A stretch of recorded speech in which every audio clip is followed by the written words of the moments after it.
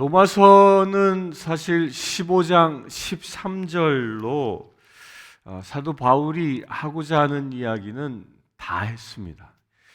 15장 13절에 소망이 하나님이 모든 기쁨과 평강을 믿음 안에서 너희에게 충만하게 하사 성령의 능력으로 소망이 넘치게 하시기를 원하노라 라는 이 축복 기도를 통해서 15장 13절까지 이 복음에 대하여 복음이 무엇이고 또한 복음을 받은 우리가 어떻게 살아야 하는지에 관하여 쭉 설명을 한 것이죠. 11장까지는 복음이 무엇인지, 또한 12장부터 15장 13절까지는 그 복음대로 살아가는 삶이 그리스도인의 삶이 무엇인지에 대하여 설명한 것이고, 이제 15장 14절부터는 이 로마서를 마무리하고 있는 이 내용들인데, 이제 오늘 읽을 그 16장 1절부터 16절까지의 이 말씀은 이제 문안하는 이야기입니다. 그러니까 쭉 여기에 등장하는 그 사람이 24명의 사람이 등장하는데, 그 한 사람 한 사람을 문안하면서 그들에게 안부를 전하면서 서신을 이제 마감해 가고 있습니다. 이 1절부터 16절까지 이 문안하고 있는 내용, 그 성도 한 사람 한 사람에게 문안하고 있는 내용을 왜 굳이 로마서 편지에다 썼을까? 그 이유에 대하여 오늘 한번 살펴보기를 원합니다. 16장 1절을 보겠습니다. 내가 겐그레아 교회의 일꾼으로 있는 우리 자매 베베를 너희에게 추천하노니 너희는 주 안에서 성도들의 합당한 예절로 그를 영접하고 무엇이든지 그에게 소용되는 바를 도와줄지니 이는 그가 여러 사람과 나의 보호자가 되었음이라.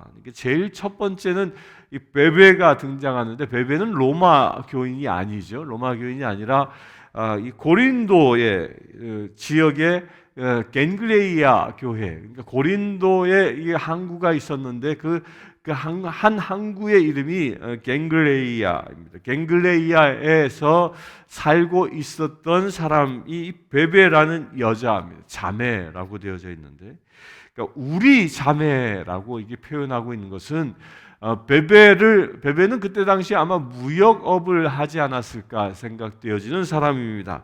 그래서 그는 이 재산 경제력이 상당히 있었던 사람이었어서 당시 초대 교회를 많이 경제적으로 도왔던, 헌신했던 그런 사람이었습니다. 특별히 이 베베는 여인이었음에도 불구하고 이렇게 열심히 사회적으로도 활동하고 또한 교회를 충성되게 섬겼던 사람이었기 때문에 사도 바울이 이 베베에게 사명을 주었는데, 그것이 로마서 이 서신을, 이 두루마리 서신을 로마 교회에 전달하는 복음 전달자의 사명을 주었습니다. 그리고 로마 교회에 부탁을 하죠. 이 베베를 잘 돌보아 주십시오. 이 베베는 우리 자매, 그러니까 나의 자매와 같은 사람입니다라고 선언하고 있습니다. 저는 이 베베를 이 바울이 택하여 로마서를 지어서 보내는 이 장면을 상상해 봅니다. 어쩌면 바울은 예수님을 대신하는 사람이었고, 예수님을 대신해서 복음을 전하는 사역자로 베베를 택했던 것입니다. 이것은 어찌 보면 지금 우리에게도 똑같은 일이 일어나고 있는 것이다라고 여겨집니다. 바울이 베베를 택하여 로마서를 전달해 주게 한 것처럼 하나님께서는, 예수 그리스도께서는 저와 여러분들을 택하여 이 성경 66권을 주어주시고, 이것을 베베가 로마 교회에 로마서를 전해준 것처럼 우리가 살고 있는 이 땅 가운데에, 이 내시빌 땅 가운데, 아니 테네시 가운데, 미국 땅 가운데, 아니 온 세계에 이 복음을 전하라고 베베의 사명을 우리에게도 주셨다라고 이런 생각이 들고 있습니다. 여러분들 그렇게 택함 받았다라고 믿으시길 바랍니다. 바울이 베베를 택한 것처럼 예수께서 나를 택하셔서 내 손에 복음을 들어주시고 베베를 로마에 보낸 것처럼 우리도 이 세상에 보냄받은 바 되어진 자다라는 믿음을 갖게 되길 바랍니다. 2절부터 봅니다. 3절, 너희는 그리스도 예수 안에서 나의 동역자들인 브리스가와 아굴라에게 문안하라. 그들은 내 목숨을 위하여 자기들의 목까지도 내놓았나니 나뿐 아니라 그 이방인의 모든 교회도 그들에게 감사하느니라. 또 저의 집에 있는 교회도 문안하라. 내가 사랑하는 에베네에게도 문안하라. 그는 아시아에서 그리스도께 처음 맺은 열매니라. 여기서 브리스가와 아굴라가 등장합니다.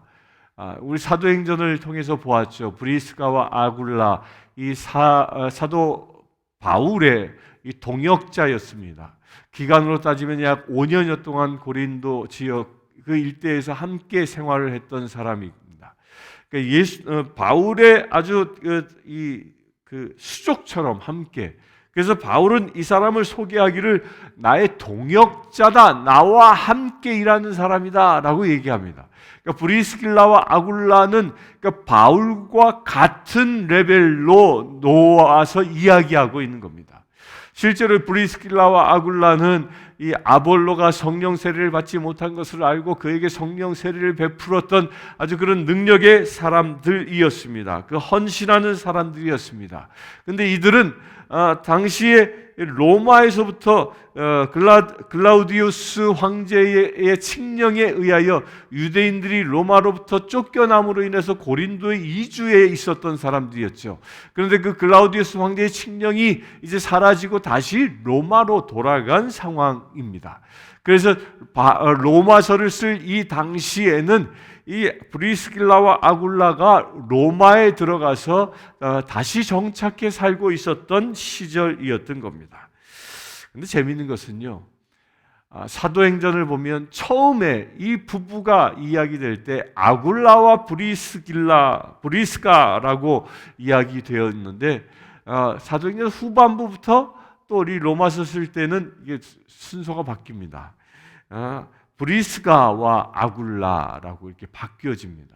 그러니까 브리스가가 아내이고 아굴라가 남편인데 처음에는 남편의 이름이 먼저 왔다가 이제는 아내의 이름이 먼저 나오게 되어지죠. 그러니까 아마도 아내가 이 브리스가가 더 큰 역할을 교회 안에서 감당했기 때문에 이름이 앞에 나온 것 같습니다. 현대 교회도 대부분 그러지 않습니까? 남편보다 부인이 훨씬 더 교회에 열심이고 충성하는 모습이 있는 것처럼 초대교회도 아마도 그 여자들이 훨씬 더 열심으로 이 교회 사역에 봉사한 것 같습니다. 그들은 얼마만큼 봉사했냐면 자기들의 목까지도 내놓았다. 누구를 위하여? 내 목숨을 위하여. 그러니까 바울을 살리기 위하여 헌신했던 사람들이었다는 겁니다. 그래서 이방의 모든 교회들도 그 브리스가와 아굴라에게 감사하고 있다는 것이죠. 우리가 서로를 섬길 때 어느 정도까지 섬겨야 하느냐? 이 브리스가와 아굴라를 통하여 보여주고 있는 겁니다. 우리가 성도들을 또한 사역자들을 우리의 지체들을 섬길 때는 나의 목까지도 내놓을 수 있는 그런 섬김의 자세가 필요하다는 겁니다. 이게 교회가 교회되는 길입니다. 오늘 읽은 말씀을 통해서 우리가 보아야 할 것이 무난하다라는 말인데요. 이 무난하다라는 말은 샬롬이라는 말이기도 하고 무난하다라는 말은 행복, 기쁨, 평화가 함께하고 있는 그런 인사 말입니다. 안부를 묻는다. 이게 한국말은 그렇지만 실제 원어는 당신 안에 행복과 기쁨과 평화가 함께 하십시오 라는 이 선언인 겁니다. 선언. 샬롬 하라라는 이 선언인데 이 선언이 선언이 이 24명의 이 등장 인물들에게 같은 말로 계속 선언하고 있는 것이 무엇입니까? 교회 안에, 곧 초대 교회 안에 충만해야 할 것이 무엇이냐? 행복, 기쁨, 이 평화, 곧 샬롬이 가득해야 한다는 겁니다. 그래서 예수님도 너희에게 평화가 있기를, 샬롬, peace be with you 라고 말씀하신 것처럼 그 peace be with you, 우리 안에 그 평화가 넘쳐나는 이런 모습이 교회의 진정한 모습이라는 겁니다. 이것을 다시 한번 무난하라 라고 얘기하면서 강조하고 있는 겁니다. 그러면서 에베네도에게 무난하라. 에베네도, 이 사람은 그는 아시아에서 그리스도께 처음 맺은 열매니라. 바울이 사역할 때 첫 번째로 전도한 사람을 이렇게 기억하고 있죠. 저도 제 세계 제일 처음 전도한 사람이 기억납니다. 제 가장 가까운 친구인데요. 그 친구를 고등학교 때 전도해서 교회에 오게 한 그런 경험을 이제 그 친구는 잊어버리지 않습니다. 그처럼 전도한 사람들, 여러분들도 제일 처음 전도한 사람은 아마 기억날 것입니다. 그 처음 전도한 그 사람을 위하여 열심히 기도할 수 있게 되길 바랍니다. 사도 바울도 그렇게 했기 때문입니다. 6절 봅니다. 너희를 위하여 많이 수고한 마리아에게 문안하라. 내 친척이요 나와 함께 갇혔던 안드로니고와 유니아에게 문안하라. 그들은 사도들에게 존중히 여기어지고 또한 나보다 먼저 그리스도 안에 있는 자니라. 마리아, 너희를 위하여 수고한 마리아. 그러니까 마리아가 누구인지는 정확히 알지 못합니다. 아마도 이름을 봐서는 유대계 사람이었을 겁니다. 그 오늘 등장하는 이 24명의 사람들의 이름은 유대계 이름도 있고 헬라계 이름도 있고 로마식 이름도 있습니다. 곧 다양한 민족들이 로마 교회 안에 구성하고 있다는 겁니다. 그러니까 교회의 모습이 이렇게 다양한 사람들이 서로 함께 모여 있는 것, 인종의 벽을 넘어 모일 수 있는 곳이 교회이고요. 또한 이 사회적인 지위를 넘어서 모일 수 있는 곳이 교회입니다. 사람이다라는 그 하나의 이유로 서로가 한 공동체 되어질 수 있는 것이 교회라는 것입니다. 교회는 그렇기 때문에 서로 사람 간의 차별을 두는 것이 아닙니다. 끼리끼리 모이는 것이 아니라는 겁니다. 세상의 모든 굴레들을 넘어 사람이라는 이유 하나 때문에 모일 수 있는 것이 교회라는 것입니다.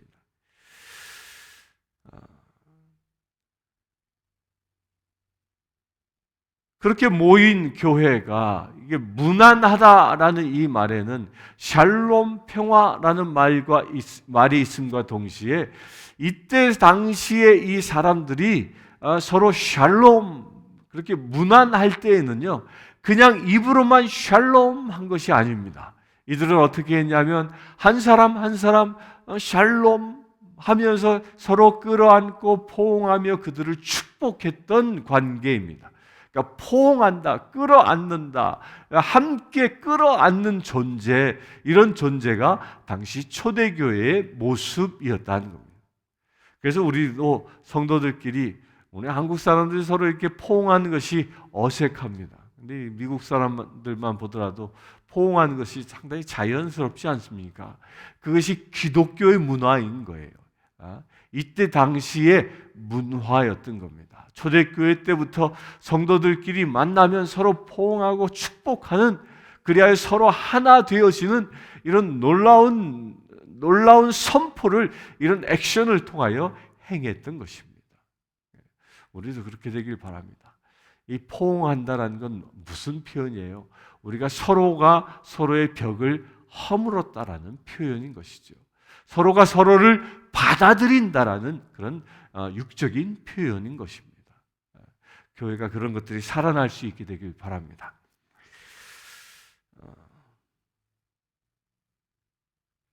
8절 또 주 안에서 내 사랑하는 암블리아에게 문안하라. 그리스도 안에서 우리의 동역자인 우르바노와 나의 사랑하는 스다구에게 문안하라. 그리스도 안에서 인정함을 받는 아벨레에게 문안하라. 아리스토볼로의 권속에게 문안하라. 내 친척 헤로디온에게 문안하라. 나지수의 가족 중 주 안에 있는 자들에게 문안하라. 주 안에서 수고한 두루베나와 두루보사에게 문안하라.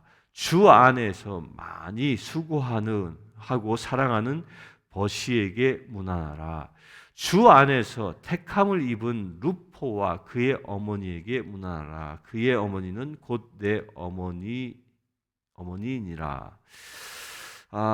여기서 문안하라 얘기하는데 그 대전제가 있습니다. 이 사람들의 이름을 하나하나 열거하는데 이 하나하나 열거하는 것을 보면 우리가 무엇을 발견할 수 있냐면요.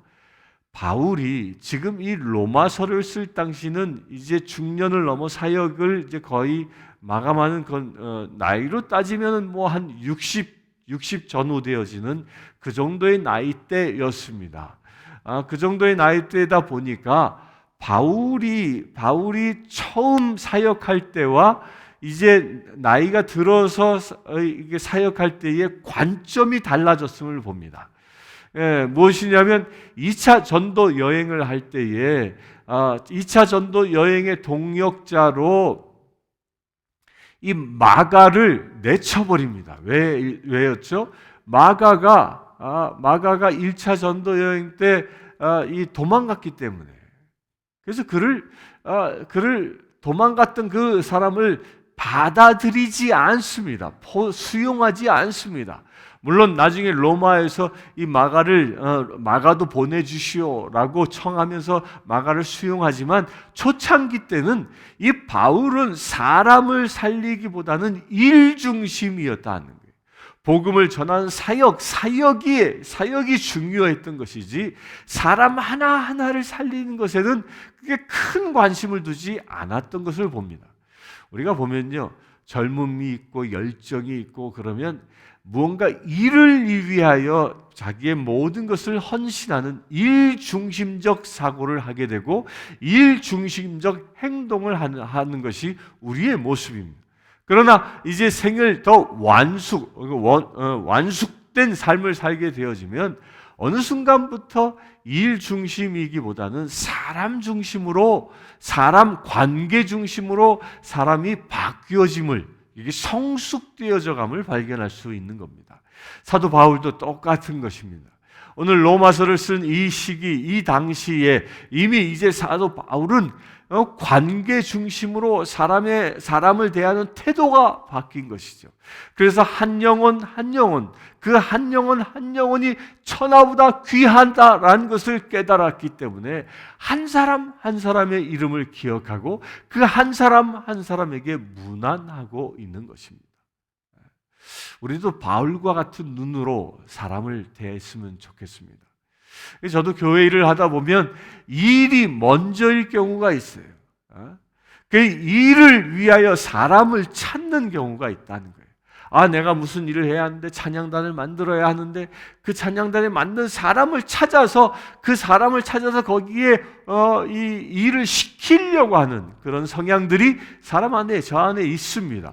그런데 이것은 일 중심이라면 관계 중심은, 사람 중심은요, 누군가가 사람을 발견하면, 사람이 보여지면, 그 사람이 우리에게 오면 그 사람이 가진 바가 무엇인지 보고 그 사람이 가진 달란트에 맞는 일들을 만들어내가는 겁니다. 그 사람을 중심으로 일이 만들어지는 것이지 일을 이루기 위하여 사람을 필요로 하는 관계가 아니라는 겁니다. 이것은 일을 위해서 사람을 필요로 하는 것은 세상 기업의 논리입니다. 기업은 그 기업이 세운 프로젝트를, 사업 계획을 이루기 위하여 사람을 채용합니다. 그 사업에 맞는 사람들을 공고해서 채용해서 직원으로 사용합니다. 이건 세상 기업인 겁니다. 그런데 교회는요, 일을 위해서 사람을 고용하는 것이 아니라는 겁니다. 하나님이 보내주신 사람 한 사람 한 사람, 그 보내주신 사람을 하나님께서 보내실 때에는 그 사람이 가지고 있는 은사를 이 교회에 사용하기 위하여, 그 은사를 통하여 교회가 교회되게 하기 위하여 보내셨기 때문에 그 사람을 통해서 무엇을 하실 것인가를 볼 수 있어야 하는 겁니다. 관계를 맺어야 한다는 것이죠. 사람을 세우기 위해서 일이 필요한 것이지, 사업을 만들기 위해서 사람이 필요한 게 아니라는 거예요. 이게 교회의 모습인 겁니다. 바울이 이렇게 이 사고가 바뀌었음을 볼 수 있습니다. 그래서 우리는 교회에서 어떤 사역들은 실패할지라도 한 영혼이 실족하지 않아야 하는 것입니다. 한 영혼이 어떤 일을 통해서 한 영혼이 실족되어진다면 그 사업을 포기할 수 있어야 합니다. 왜? 사역들은 포기하면 어느 때가 되면 다시 할 수 있지만, 한 영혼이 상처받아 낙담하고 한 영혼이 쓰러지게 되면 그 영혼을 살리는 일은 결코 쉽지 않기 때문입니다. 사람은 한 번 상처받은 것이 고쳐지는 것이 얼마나 어려운지 여러분들도 아실 겁니다. 그래서 사람을 먼저 세울 수 있어야 합니다.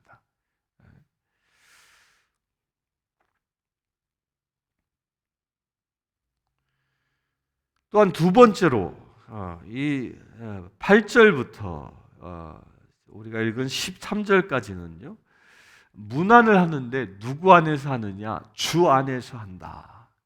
주 안에서, 그리스도 안에서, 주 안에서 이렇게 얘기합니다. 그러니까 그 모든 관계는, 사람과의 관계는 누구 안에서 있어야 한다? 예수 안에서 있어요. 예수 안에서. 곧 예수님이 주신 사랑, 그 하나님의 그 크신 사랑, 주님이 주신 말씀, 그 능력 안에서 서로가 사랑하고 서로가 관계 맺는다는 것입니다. 우리가 사람과의 관계를 맺고 교회에 서로 지체를 이루는 것이 누구 안에서? 주 안에서.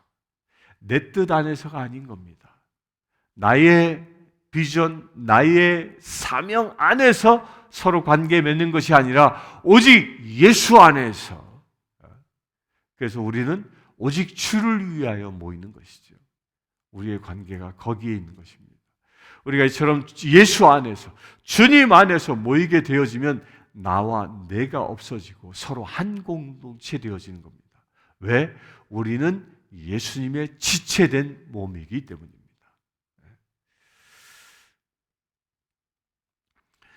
13절에 보면 주 안에서 택하심을 입은 루포와 그의 어머니에게 문안하라. 그의 어머니는 곧 내 어머니이니라.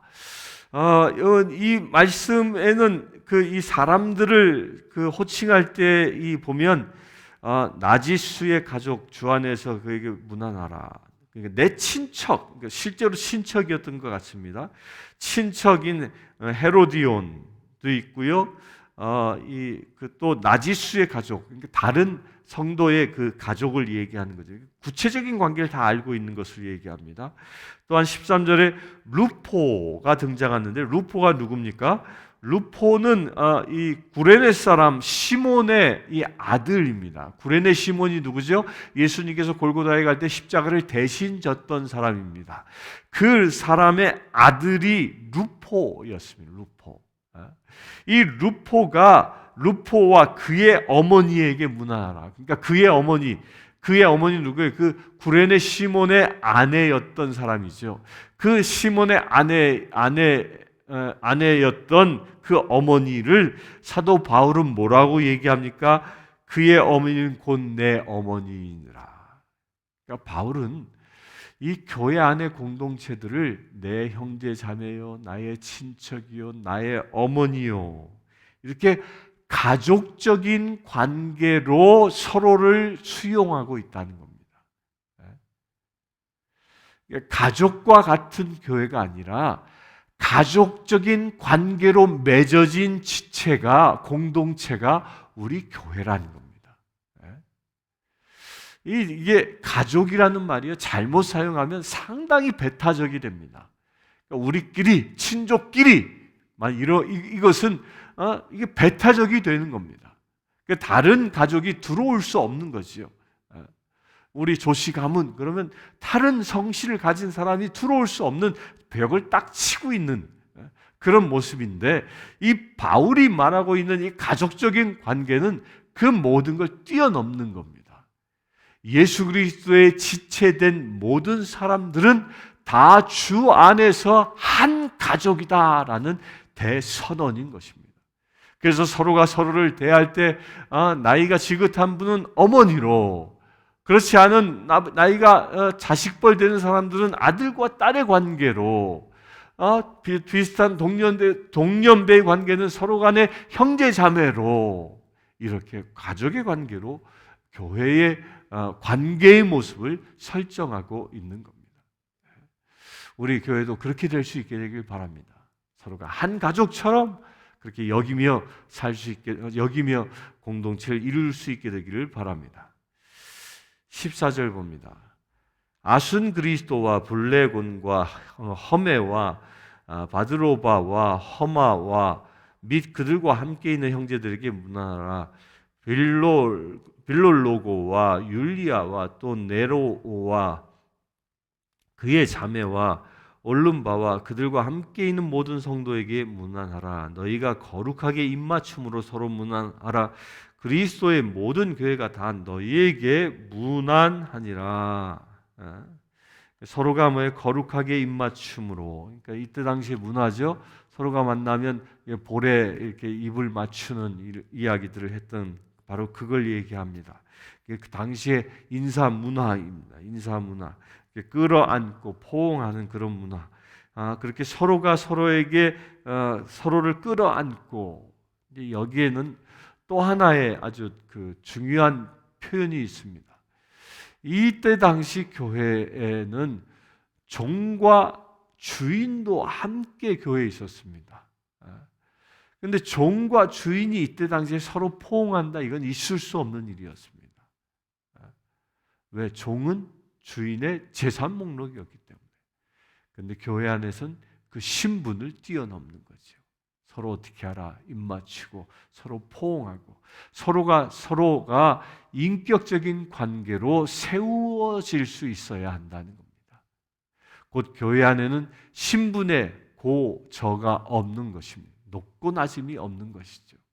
서로가 동등한 관계로 서로를 포옹하는 그런 공동체, 이것이 바로 초대교회의 모습이었던 겁니다. 우리 교회도 이런 모습으로, 이런 초대교회의 모습을 회복하여 정말 가족적인 관계, 서로가 서로를 긴밀한 유대감을 가지고 서로 끌어안을 수 있는 이런 교회가 될 수 있기를 소망합니다. 우리 이것을 위해서 함께 기도하겠습니다. 기도합시다. 주 아버지 하나님, 이 교회를 예수 그리스도의 지체로 삼아 주시고 또한 우리가 서로 형제자매 되게 하심을 감사합니다. 어미와 아비와 관계, 아비와 부모와 자식과의 관계로 세워주심을 감사합니다. 그래서 서로 무난하여 서로 끌어안고 포옹하며 서로 샬롬하며 주님의 은혜를 나눌 수 있는 공동체로 세워주시네 감사합니다. 그 교회의 모습이 우리 교회 안에서 온전히 회복되어지기를 원합니다. 주 안에서 서로 한 가족 되어졌음을 믿음으로 선포하며 서로 가족된 관계로 서로가 서로를 섬기며 살아갈 수 있는 이 교회 되어지기를 원합니다. 주님, 역사하여 주시옵소서. 우리가 서로를 용납하게 하시고 서로를 끌어안게 하시고 서로가 나의 한 지체임을 믿음으로 선언하는 거룩한 교회 되게 하여 주시옵소서. 우리 주 예수 그리스도의 이름으로 기도드리옵나이다. 아멘. 지금 우리 주 예수 그리스도의 은혜와 하나님의 크신 사랑과 성령님의 감화 감동 교통 치유하심이 이 시간 예배하는 주의 사랑하는 모든 지체들 위해 지금부터 영원토록 함께 하실지어다.